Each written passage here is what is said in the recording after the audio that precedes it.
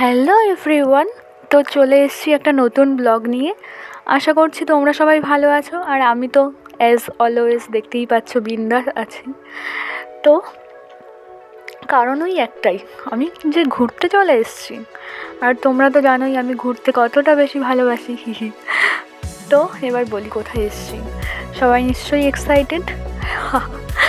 এসেছি হচ্ছে বর্ধমান 108 শিব মন্দিরে, কিন্তু দুর্ভাগ্যবশত আমাদের পৌঁছাতে এতটাই দেরি হয়ে গেছিলো যে আমরা মন্দিরের ভেতরটা উপভোগ করতে সেভাবে পারিনি বললেই চলে। আসলে ওখানে 7টার সময়, সন্ধ্যা 7টা নাগাদই সব কিছু ক্লোজ হয়ে যায়, মানে মন্দিরের দরজাগুলো, মানে যেটা আসলে দেখার আর কি। কিছু করার নেই, বাইরেটাই সেই জন্য কিছুটা মন খারাপ নিয়েই বাইরেটা ঠিকঠাকভাবে ঘুরে এবং অবশ্যই অনেক ছবি তুলে এবং ভিডিও ক্যাপচার করে নিয়ে এসেছি তোমাদের জন্য। তো তোমরা দেখতে থাকো। দেখো, একটা মন্দির অনেক রিকোয়েস্ট করেই আমরা ভেতরে প্রবেশ করেছিলাম, শুধুমাত্র একটা, যে অন্তত একটা দেখতে দাও, এত দূর থেকে এসেছি, অন্তত একটা দেখতে দাও কাকু, এই বলে ভেতরের একটা মন্দিরে ওই সময়ে পুজো হচ্ছিল। তো একটাই মাত্র দেখতে পেয়েছি, তাও ঠিকঠাক করে দেখতে পাইনি। আমি একটু দূরেই চলে যাচ্ছিলাম যে আর কটা দেখা যায় কি না, কিন্তু না, কোনো গেটই খোলা ছিল না, ওই একটা মাত্রই দেখো খোলা ছিল, দেখতে পাচ্ছ আশা করি। তো ওই শিব মন্দিরটাই খোলা ছিল, আর ওটাতেই আমরা দেখতে পেরেছি। আর বাইরে এতগুলো, আর বাকি যে 107টা শিব মন্দির রয়েছে সেগুলো কিছুই আমরা উপভোগ করতে পারিনি, এতটাই মন খারাপ ছিল কি বলবো আর কি।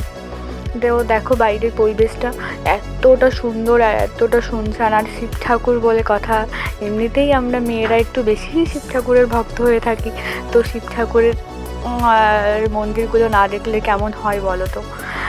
তো যেটুকু দেখাতে পেরেছি তো তোমরাও দেখে নাও। ঠিকঠাকভাবে দেখাতে পারিনি বললেই চলে, আসলে আমাদের আরও আগে যাওয়া উচিত ছিল, কিন্তু সে পৌঁছাতেই তো পারিনি। দেখো এখানে রয়েছে একটা পার্কও রয়েছে, সেই পার্কটাও ঠিক করে দেখতে পাইনি, অনেকটা এরিয়া জুড়ে তো অনেক কিছু দেখার ছিল। তো আবার যখন সময় হবে, সময় বা সুযোগ হবে, আর এবং অবশ্যই আমাদেরকে যখন ডাকবে শিব ঠাকুর, নিশ্চয়ই আবার যাব ঘুরতে ওখানে। তো দেখো আমি বাইরেটা তোমাদেরকে দেখাচ্ছি ভালো করে, এতটা সুন্দর ছিল ভেতরটা, এত ভালো পরিবেশ, আর এত ভালো মন্দিরগুলো, সব কিছু মিলিয়ে এতটা ভালো ছিল বলে বোঝাতে পারবো না। আর দেখো এখানে মানুষজনের প্রচণ্ড ভিড় ছিল, আমি একটু নমস্কার করে নিলাম। তো তারপর দেখো আমরা পুরো মন্দিরটা চারিদিকে ঘুরে ঘুরে দেখছিলাম যে কোথায় কি আছে, মানে এত ভালো লেগেছে জায়গাটা, আমি আবারও যেতে চাই, অবশ্যই আবারও যেতে চাই, এবং প্রত্যেকটা মন্দির, প্রত্যেকটা জায়গা আমি ঠিকঠাক করে দেখতে চাই অবশ্যই। তো দেখো এখানে মন্দিরের ভেতরে একটু ঢোকার চেষ্টা করছিলাম আমি আর কি বলবো, কিন্তু দেখার আর উপায় ছিল না। তো এখানে দেখো টিকিট ছিল 125 টাকা পার হেড, মানে সেগুলোও তোমাদেরকে একটু দেখিয়ে নিলাম। আর বাইরেটা পুরো এরকম মন্দির, এরকম ঠাকুরের মূর্তিগুলো দিয়ে পুরো বাইরেটা সাজানো ছিল, এটা ছিল হরগৌরী ঠাকুরের মূর্তি। তো দেখো আর কি সুন্দর করে সাজানো ছিল, তোমাদের মানে আমি বলে বোঝাতে পারবো না, এতটা ভালো ছিল। তো আমরা কিছুটা মন খারাপ নিয়েই এই বাইরে বেরোতেই জানতে পারি যে এখানে মেলা বসেছে, জিজ্ঞেস করাতে জানতে পারি যে এখানে শিব পুজোর মেলা চলছে। তো এই মেলাটা কি বলবো, এটা আমাদের জন্য বোনাস ছিল আর কি।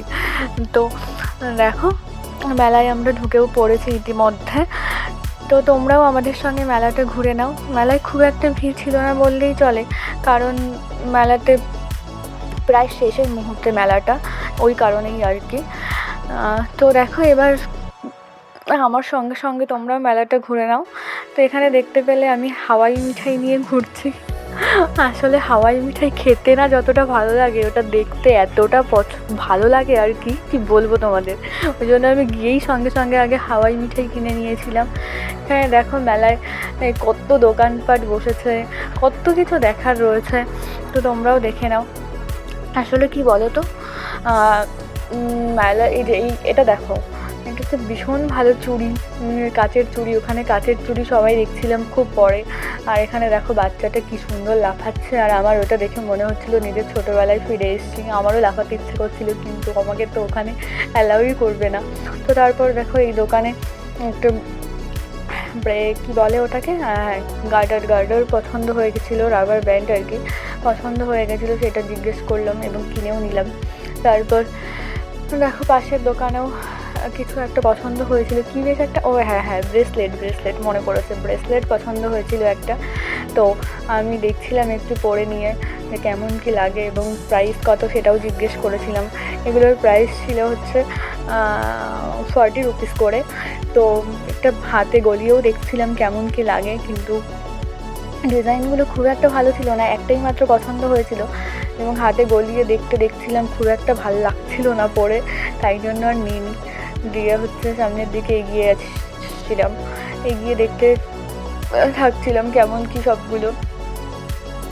তো দেখো আরেকটুও না দাম কমাচ্ছিল না, সত্যি বলতে লোকটা কি জ্বালাতন। পছন্দ হয়েছিল ওই একটাই, আর একটাও পছন্দ হচ্ছিল না, এদিকে দামও কমাচ্ছিল না, হাতে গলিয়েও খুব একটা ভালো লাগছিলো। কী করবো, সামনের দিকে এগিয়ে গেলাম, সেই জন্য আর কি আরও অন্য দোকানে আছে কিনা দেখতে থাকছিলাম। তারপরে দেখো এখানে কি সুন্দর, এই যে এই গাড়িতে না আমি প্রচুর চড়েছি জানো তো ছোটোবেলাতে। তো আর একটা দোকানে ঢুকে গেলাম, ওই দোকানের ক্লিপগুলো এত ভালো ছিল। তো ওই ক্লিপটা এতটা ভালো লেগেছিলো পিঙ্ক কালারের, যে আমি নিয়ে গিয়েছিলাম। তো আশা করছি ভিডিওটা তোমাদের অবশ্যই খুব ভালো লেগেছে, আর ভালো লাগলে অবশ্যই আমাকে একটু ভালোবাসা দিয়ে যেও। তো থ্যাংক ইউ।